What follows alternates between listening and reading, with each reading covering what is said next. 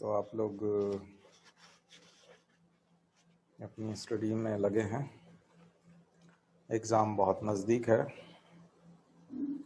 और आप लोगों को बहुत सारा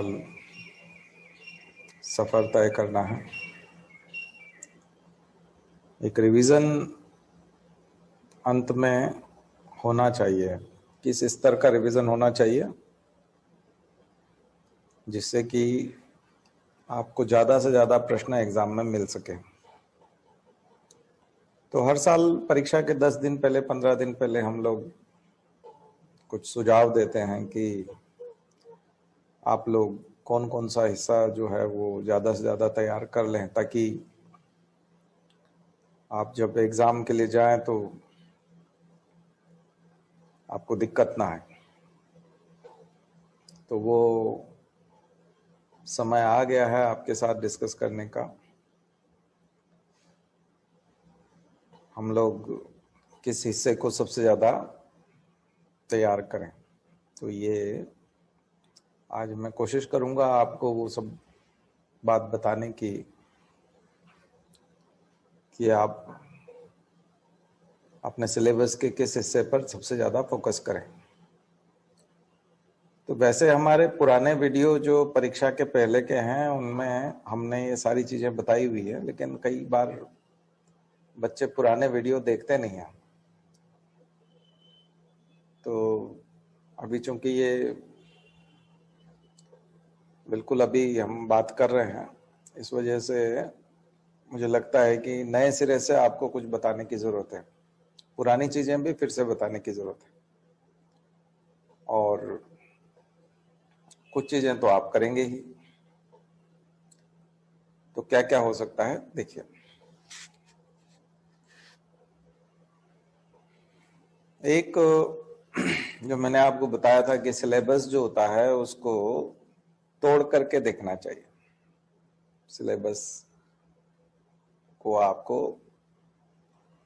दो तरीके से सिलेबस दिया होता है। जैसे मैं इंडियन पॉलिटी का एग्जांपल दूं आपको, तो एक तो दिया होता है इंडियन पॉलिटी और उसमें आगे कॉन्स्टिट्यूशन लिख दिया होता है। तो इंडियन पॉलिटी का बहुत बड़ा हिस्सा कॉन्स्टिट्यूशन है निश्चित रूप से, लेकिन इसके अलावा दो तीन चीजें और दी होती है जो हमने नोट्स में अलग से, अगर आप देखेंगे तो नोट्स में हमने डेमोक्रेटिक डिसेंट्रलाइजेशन को, पंचायती राज को अलग से दिया है। वो आपके सिलेबस का हिस्सा है, पंचायती राज।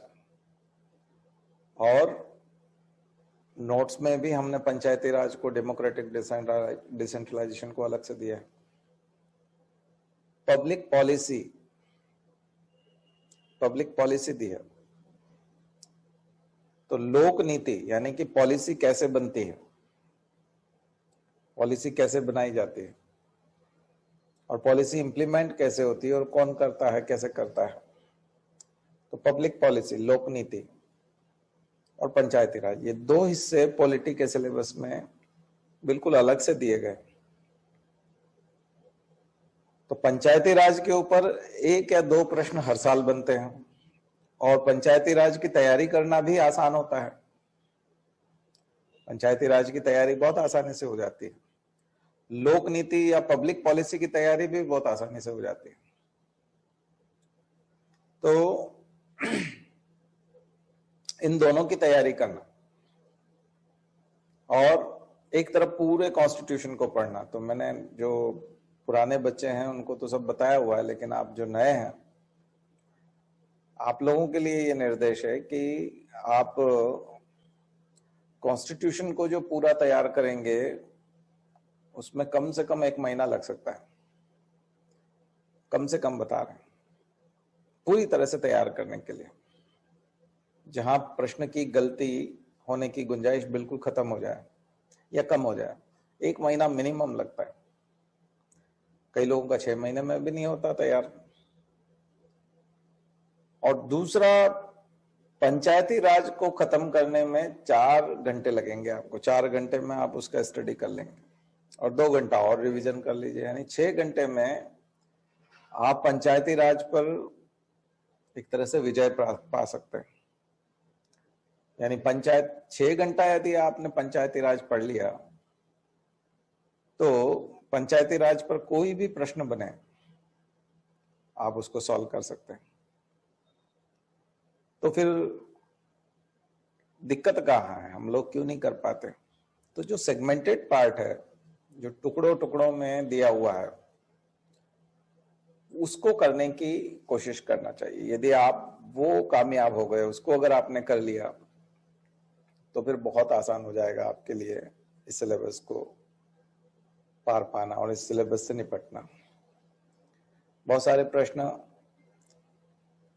इसी तरह से जब हम दूसरे सिलेबस में जाते हैं, हिस्ट्री वाले में जाते हैं, तो हालांकि अभी पिछले दिनों में कुछ सरप्राइज यूपीएससी देता है और वो ऐसी कुछ दिक्कत आती है जिसमें कि अचानक से कोई भी प्रश्न कहीं से भी आ जाता है। लेकिन हिस्ट्री वाले में यदि देखें तो मॉडर्न हिस्ट्री से ज्यादा प्रश्न पूछने का ट्रेंड रहा है। पुराना ट्रेंड जो है वो मॉडर्न हिस्ट्री का है, लेकिन फिर भी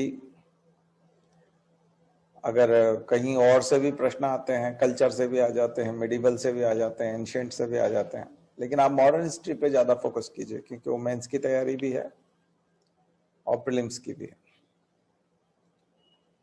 फिर आ जाइए आप लोग पॉलिसीज के ऊपर, योजनाओं के ऊपर। 10 से 15 प्रश्न जो है वो सरकार की योजनाओं पे, नीतियों पे और इस साल के एक्ट पर, जो एक्ट बने हैं, जैसे अभी कृषि कानून बना है, तो एपीएमसी और इनको जो है वो डाइल्यूट करना, और ये तमाम बाईपास और जो आप लोग देख रहे हैं कृषि कानूनों में, ये तो 3-4 महीने से खबरों में है, बल्कि 6 महीने से कहीं न कहीं ये चर्चा में है। मार्च से हम लोग देख ही रहे हैं, जब से लॉकडाउन हुआ है तब से ये चीजें जो है ये हम लोग एडिटोरियल में पढ़ा रहे थे आपको।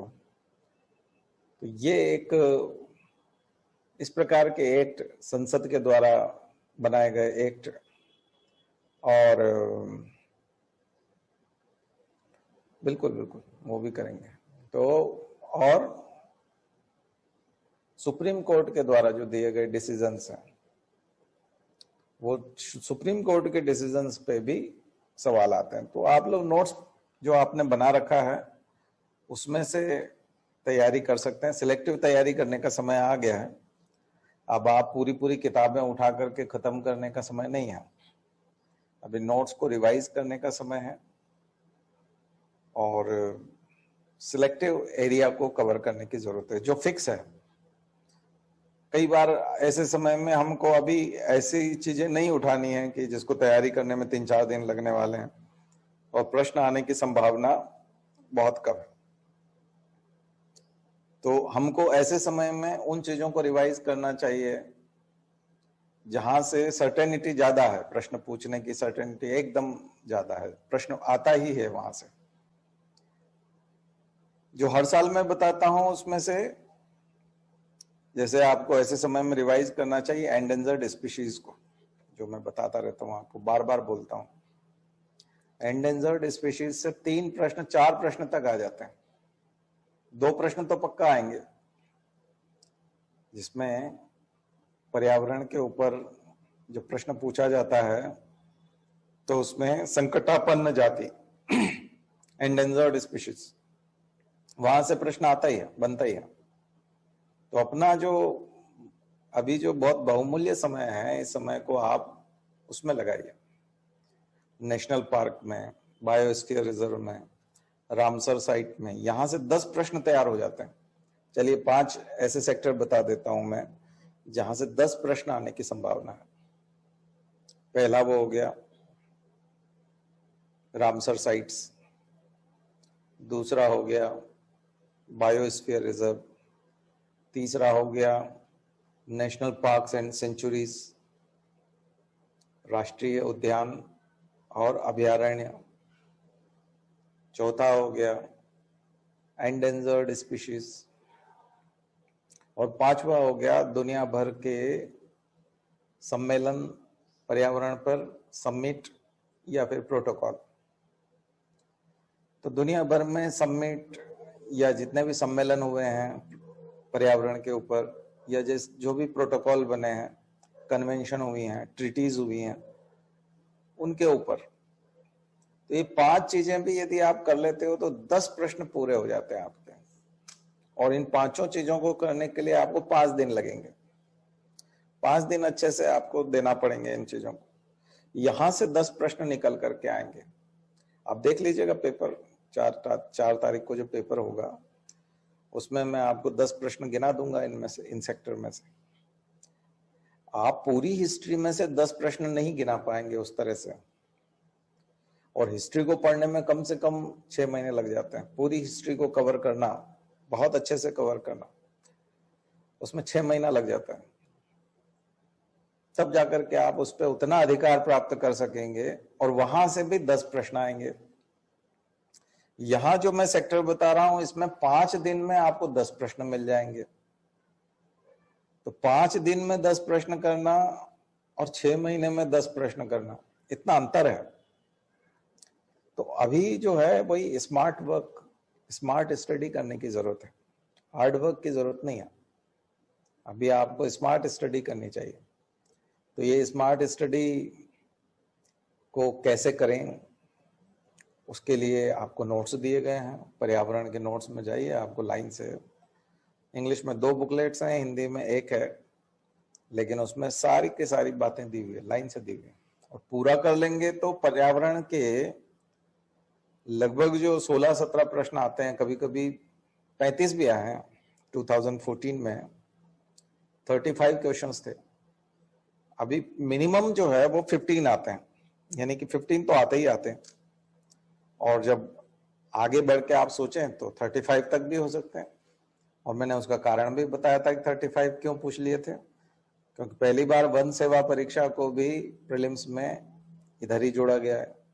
दोनों का एक ही पेपर आता है, प्रीलिम्स दोनों का एक साथ होता है, सिविल सर्विसेज का भी और वन सेवा का भी, फॉरेस्ट सर्विस का भी, दोनों का प्रीलिम्स का पेपर एक ही होता है। और चूंकि फॉरेस्ट में एनवायरमेंट का ज्यादा पार्ट है, क्योंकि फॉरेस्ट कंजर्वेशन हुआ, एनवायरमेंट कंजर्वेशन हुआ, वाइल्ड लाइफ कंजर्वेशन हुआ, तो ये सारे के सारे प्रश्न जो है वो इसलिए उससे जुड़े हुए होते हैं, क्योंकि वहां पर एनवायरमेंट को इंपॉर्टेंस देना बहुत जरूरी है उस परीक्षा में।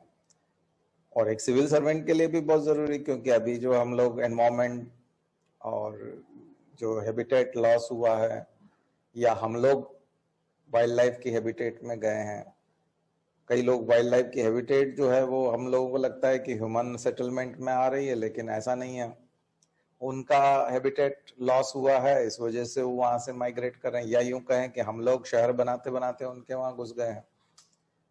तो इकोटोन के कंसेप्ट है ना, कोर एरिया, बफर जोन, ये जो जब हम पढ़ते हैं ना बायोस्फीयर रिजर्व में, तो वो सारे के सारे जोन और वो सारा एनिमल, वो प्लांट्स और उनके कंजर्वेशन के लिए बनाई गई policies, forest policy, forest dwellers, और वहाँ के लोगों की सस्टेनेबिलिटी के ऊपर जो निर्धारित करने वाली चीजें, सस्टेनेबल डेवलपमेंट का कंसेप्ट, ये सब चीजें आप 5 से 6 दिन में बहुत अच्छे से रिवाइज कर सकते हैं। मुझे नहीं लगता कि आप पहली बार पढ़ रहे हैं, क्योंकि आपको कई बार हमने होमवर्क में दिया है कि आप ये साइट्स कर लीजिए, लेक्स कर लीजिए, ये नेशनल पार्क कर लीजिए, ये एनिमल्स कर लीजिए।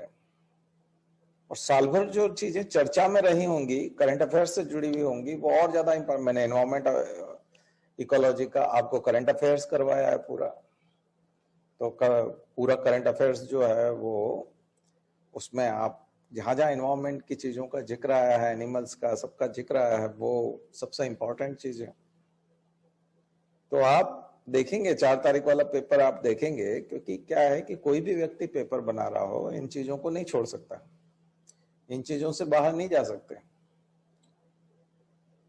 उसके बाद आ जाइए सबसे इंपॉर्टेंट चीज, जैसे पेंडेमिक है, कोविड है, ऐसे डिजीज बहुत इंपॉर्टेंट पार्ट है।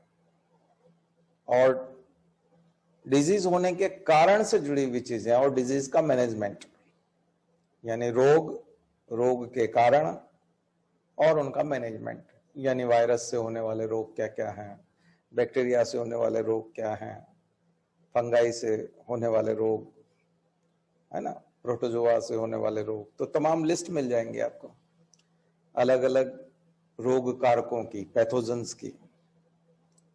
तो रोगों का लिस्ट और फिर उनके कारण और फिर उनके प्रभाव और फिर उनके रोकथाम के उपाय।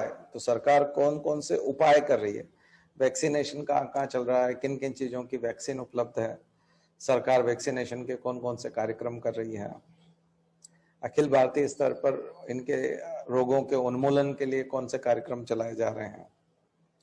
तो रोग के उन्मूलन के कार्यक्रम, वैक्सीन के कार्यक्रम और साइंस एंड टेक्नोलॉजी का मेडिसिन में रोल, हेल्थ में रोल।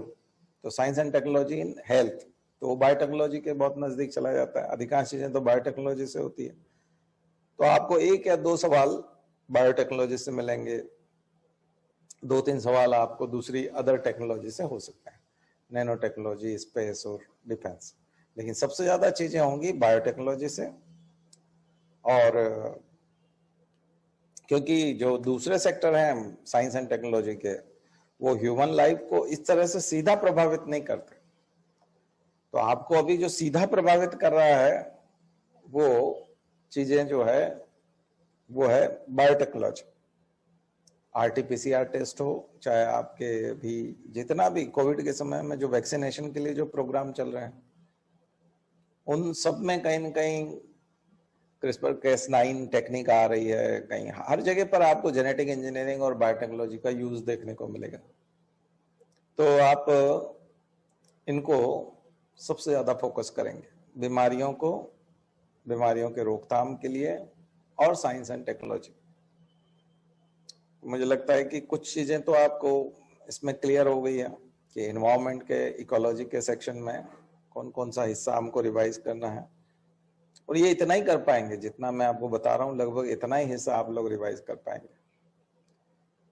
इकोनॉमिक्स में मैंने बताया कि केवल पॉलिसीज, जो सरकार की नीतियां हैं, जो पॉलिसीज हैं, सरकार के बनाए एक्ट हैं या वे योजनाएं, प्लान्स, है ना, स्कीम्स, तो प्लान्स, स्कीम्स एंड पॉलिसीज, बस वो आप कर लोगे सरकार की जो सीधा जनता को लाभ पहुंचा रही है। तो अलग अलग सेक्टर की पॉलिसीज आपको बताई थी, तो आपको बहुत सारे सेक्टर बताए थे हमने, और हर सेक्टर की कम से कम 20 से 30 पॉलिसीज बना करके 200 पॉलिसीज की लिस्ट हमने आपको दी है, उसका पीडीएफ दिया है। वो आप जो है रिवाइज कर लीजिए। तो आपको इसके अलावा कुछ महत्वपूर्ण सेक्टर हैं, जैसे अभी मैं हेल्थ का बता रहा था, अब हम सोशल सेक्टर के तौर पे इसको हेल्थ को लेंगे। अभी हम साइंस एंड टेक्नोलॉजी के तौर पे ले रहे थे, दूसरी बार हम जो अभी हेल्थ को ले रहे हैं वो सोशल सेक्टर के रूप में, सामाजिक क्षेत्र के रूप में। सामाजिक क्षेत्र के रूप में लेते हैं तब हम केवल बीमारी पे नहीं रहते, तब हम मृत्यु दर पे आ जाते हैं, हेल्थ पे आ जाते हैं, स्वास्थ्य की गुणवत्ता पे आ जाते हैं। भारत में प्राइमरी हेल्थ सेंटर की संख्या, कम्युनिटी हेल्थ सेंटर की संख्या, तो उनकी संख्या कितनी है, कभी कभी ये प्रश्न आ जाता है। भारत में स्वास्थ्य सुविधाओं का जो इंफ्रास्ट्रक्चर है, जो ढांचा बना हुआ है, उसके हालात क्या हैं, सरकार ने बजट कितना रखा है। तो सामाजिक क्षेत्र के तौर पे जब हम पढ़ते हैं, सोशल सेक्टर के तौर पे जब हम हेल्थ को पढ़ते हैं, तो इस रूप में पढ़ते हैं। और इसका विकास कैसे हुआ है, भारत में कब कब टीकाकरण कार्यक्रम या इस प्रकार के कार्यक्रम कब कब चलाए गए हैं, इनका इतिहास क्या है, और हमारी हेल्थ पॉलिसी, सरकार की हेल्थ पॉलिसी, ये यहाँ आएगा। वहां जो हम लोग बात कर रहे थे अभी, वो बायोटेक्नोलॉजी के हिसाब से या साइंस एंड टेक्नोलॉजी के हिसाब से बात कर रहे थे। यहाँ जो बात करेंगे सामाजिक क्षेत्र के आधार पर बात करेंगे। कभी कभी हम विधि के हिसाब से बात करते हैं, कानून के हिसाब से बात करते हैं, तो सरकार के कानूनों के बारे में बात करने लगते हैं कि सरकार ने कानून क्या बनाया, है ना। तो ये अलग अलग क्षेत्र है। और जब अभी इकोनॉमिक्स में बात करने लगते हैं तो फिर हम बड़ी फार्मा कंपनियों और उनके बारे में और उनके प्रॉफिट और इंपोर्ट एक्सपोर्ट के हिसाब से बात करने लगते हैं। तो वो इकोनॉमी का फील्ड के हिसाब से बात कर रहे होते हैं, और इन्वायरमेंट के इसमें कर रहे होते हैं तो फिर इन्वायरमेंट का प्रभाव क्या पड़ रहा है, यानी कि इन्वायरमेंट के किस प्रभाव के कारण सबसे ज्यादा रोग हो रहे हैं। तो जो जोनोटिक डिजीज वाली बात थी कोरोना की, वो इसी से निकल करके आती। तो रिवीजन करते समय में हमको थोड़ा सा ये ध्यान रखना है कि अभी जो हम बात कर रहे हैं सामाजिक क्षेत्र के हिसाब से बात कर रहे हैं, तब आपको आंकड़ा लिंगानुपात से भी जुड़ा हुआ है, कन्या भ्रूण हत्या से भी जुड़ा हुआ है, फीमेल फिटिसाइड, और उसके जो पीएनडीटी एक्ट और ये सारी चीजें आएंगी, क्योंकि ये सब चीजें जुड़ी हुई हेल्थ से भी है और समाज से जुड़ी हुई चीजें हैं कि समाज में हेल्थ का क्या प्रभाव पड़ रहा है, समाज का हेल्थ पर क्या प्रभाव पड़ रहा है। तो जेंडर डिस्क्रिमिनेशन जो होता है, कुपोषण जो होता है, तो बात तो हेल्थ से जुड़ी हुई है, कुपोषण, माल न्यूट्रिशन, लेकिन वो समाज से भी जुड़ी हुई है, वो जाति व्यवस्था से भी जुड़ी हुई है, वो ग्रामीण और शहरी मापदंडों पर भी जुड़ी हुई है ना। तो इसलिए जब समाजशास्त्र पढ़ते हैं तो नगरीय समाजशास्त्र और ग्रामीण समाजशास्त्र इस तरह से पढ़ते हैं, और अर्थशास्त्र पढ़ते हैं तो अर्थशास्त्र में भी अलग अलग तरह की economy, rural economy and urban economy पढ़ते हैं, है ना। तो ये जो चीजें हैं ये, तो सामाजिक क्षेत्र में दूसरा, पहला स्वास्थ्य हमने लिया, दूसरा लिया शिक्षा। तो शिक्षा, चूंकि अभी एक न्यू एजुकेशन पॉलिसी आई है और मुझे लगता है कि पेपर तब तक, पॉलिसी बाद में आई है, पेपर शायद पहले ही बन गए हों, तो नई एजुकेशन पॉलिसी पे हो सकता है कि उतने सवाल ना आए। अगर लीक कर दिया हो और पहले से बता दिया हो यूपीएससी को, तो हो सकता है कि उन्होंने पेपर बना लिया हो, या पेपर बहुत ही बाद में बनाया, बहुत फुर्ती में बनाया, मुझे नहीं लगता ऐसा किया होगा।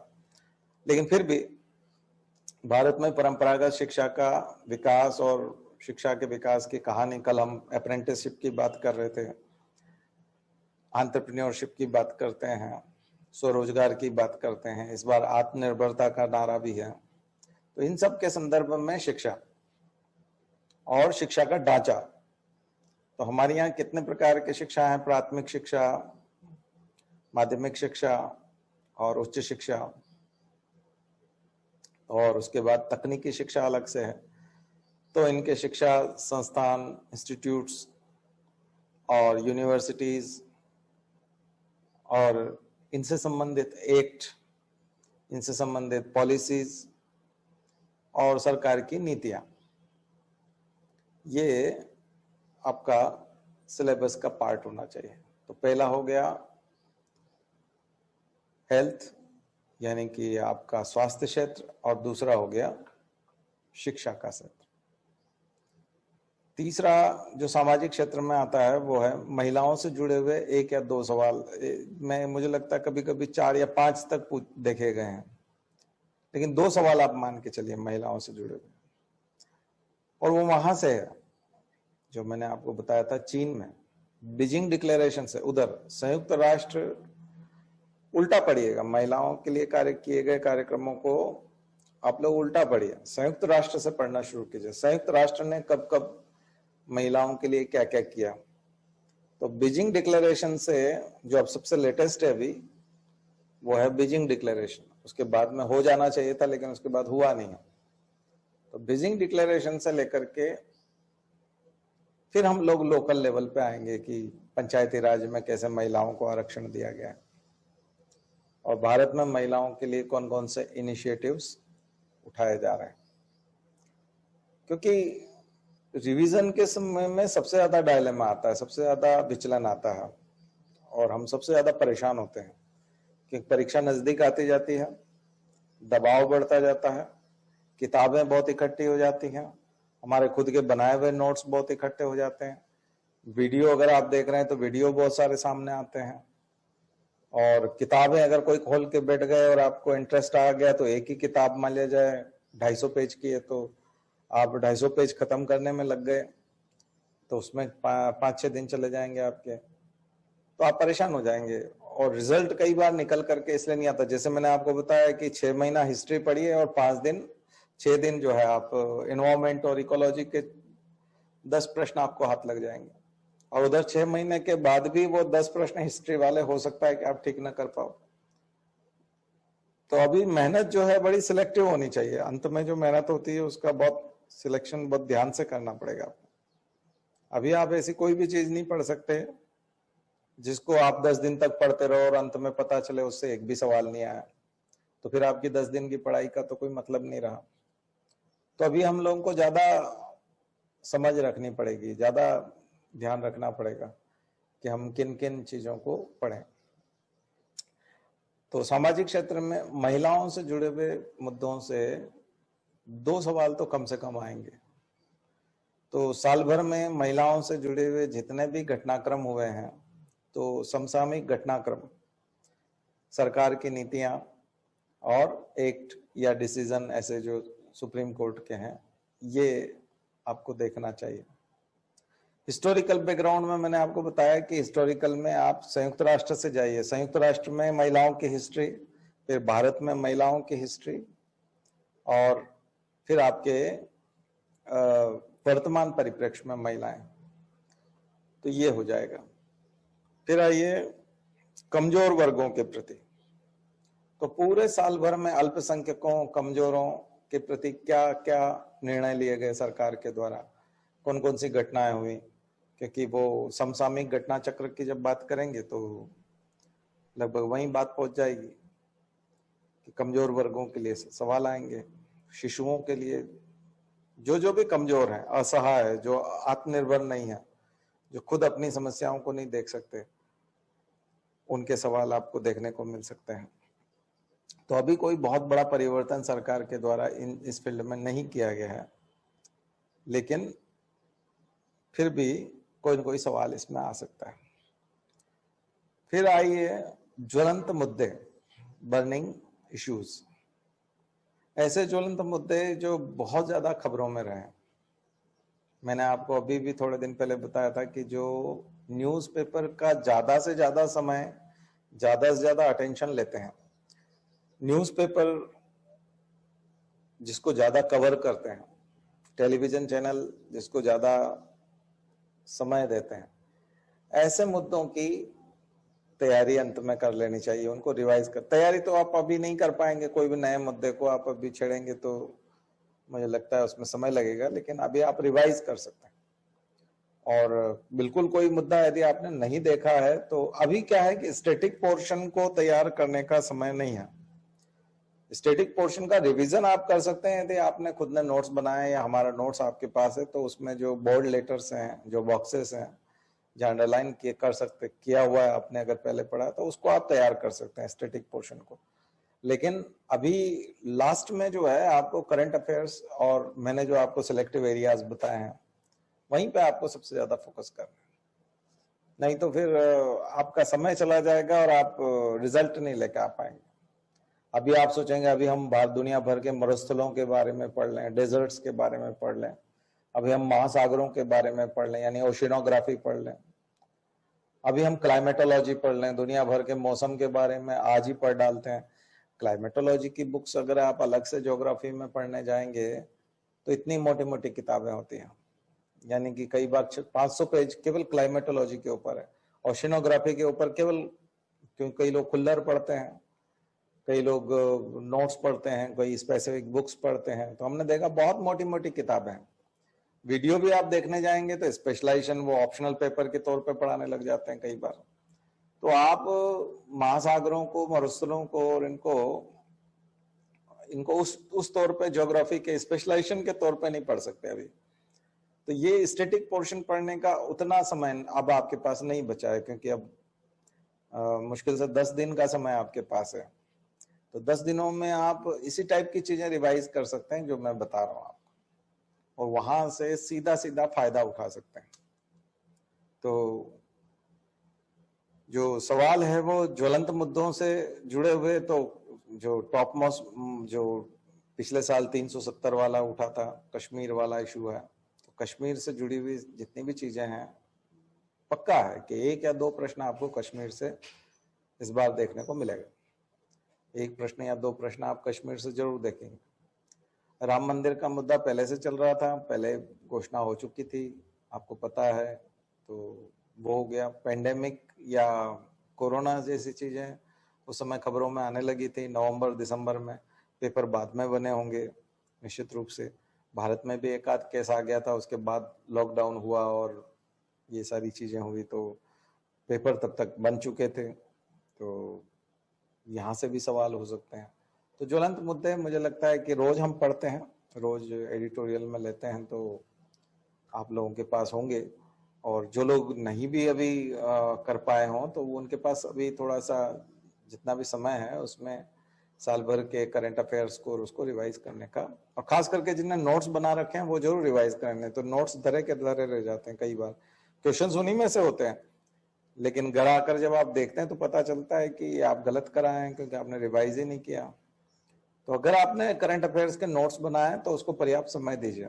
करंट अफेयर्स के नोट्स अगर बनाए तो रिवाइज जरूर कीजिए, सवाल वहां से आएंगे, पक्का आएंगे। जनरल साइंस को इन दिनों में पढ़ने की गलती ना करें, जनरल साइंस पढ़ने की कोशिश ना करें, क्योंकि जनरल साइंस जैसे अभी कोई फिजिक्स लेके बैठेगा तो वो सोचे मैं 9 से 12 तक का फिजिक्स का पार्ट कहीं से कर लूं, या 11th-12th की फिजिक्स कोई लेके बैठ गया कि मैं फिजिक्स वाला हिस्सा कर लूं, केमिस्ट्री कर लूं। बायोलॉजी वाला भी अभी सिलेक्टिव, मैंने अभी बताया था आपको, डिजीज वाला, पैथोलॉजी वाला जो पार्ट है वो आप कर सकते हो, बायोटेक्नोलॉजी वाला हिस्सा कर सकते हो, और इन्वायरमेंट वाला हिस्सा कर सकते हो, इकोलॉजी वाला कर सकते हो। लेकिन अभी आप पूरा बायो जो है, कोई सोचे मैं अभी एनिमल किंगडम, प्लांट किंगडम पढ़ डालूंगा, अभी टेक्सोनॉमी पूरा कर लूं, अभी फिजियोलॉजी पूरा कर लूं, अभी आप ये नहीं कर सकते अभी आप करेंगे तो भी उससे एक आध प्रश्न ठीक होगा, और तैयारी करने में कम से कम 20 दिन चाहिए उसको, है ना। तो बायो को भी तैयार करने के लिए 20 दिन कम से कम लगते हैं, कम से कम। वैसे तो 2 साल भी कम पड़ते हैं, लेकिन 20 दिन तो पढ़ना ही चाहिए। लेकिन अभी आप नए बच्चे हैं तो अभी आप बायो पे हाथ न डालें, मतलब खास करके जो एग्जाम अभी इस साल दे रहे हैं वो लोग बायो पे हाथ न डालें। नए बच्चे तो जिनको आगे एग्जाम देनी है वो तो जरूर पढ़ें, 11th-12th की बायोलॉजी की बुक खरीद लें और वो लोग जरूर पढ़ें। लेकिन अभी जो बच्चे 4 तारीख का एग्जाम दे रहे हैं वो बायो अभी पढ़ने की कोशिश ना करें, क्योंकि डिस्टर्ब भी होंगे, परेशान भी होंगे, और डिप्रेशन भी आता है जब तक समझ में नहीं आता। खास करके जिन्होंने पहले कभी बायोलॉजी नहीं पढ़ा है, कॉमर्स बैकग्राउंड के हैं, आर्ट्स के हैं, मैथमेटिक्स के बैकग्राउंड के हैं, तो उनको बहुत दिक्कत आती है, इतनी आसानी से उसकी टर्मिनोलॉजी समझ में नहीं आती है, तो घबरा जाते हैं। तो अभी घबराने की जरूरत नहीं है, अभी आपको परेशान नहीं होना है। तो अभी आपको ऐसी चीजों को फोकस करना है जो तुरंत परिणामदायक है, तुरंत आपको रिजल्ट दे, तुरंत फल दे। लंबे समय में आपको फल मिलेंगे ऐसा नहीं। कई लोग पेड़ लगाते हैं ना कि जब ये बड़ा हो जाएगा 10-12 साल बाद, 15 साल बाद इस पे फल आने लगेंगे। और कुछ नर्सरी में ऐसे पौधे मिलते हैं कि जिन पे आप ले जाएं और उसको लगाएं और तुरंत उसका फल ले लें। तो अभी तुरंत फल देने वाली चीजें करनी पड़ती हैं। तो 2 तरह की खेती होती है, 2 तरह के बगीचे होते हैं। तो अभी जो आपको सारी अपनी मेहनत करनी है वो इसमें करनी है। तो ये जनरल साइंस के बारे में, क्योंकि सिलेबस में जनरल साइंस भी दिया हुआ है। तो कई लोग कंफ्यूज हो जाते हैं, वो सोचते हैं कि हम लोग अभी पहले जनरल साइंस वाला हिस्सा कर लें। तो मुझे लगता है कि हम लोगों ने इस बारे में बात की है, तो आपके पास इम्पोर्टेंट क्वेश्चन से जुड़ी हुई चीज़ें पहुंच गई होगी, और इसकी रणनीति आप अपने स्तर पे बना सकते हैं। तो चलिए आज की बात यहीं ख़त्म करते हैं और अब क्लास की शुरुआत करते हैं।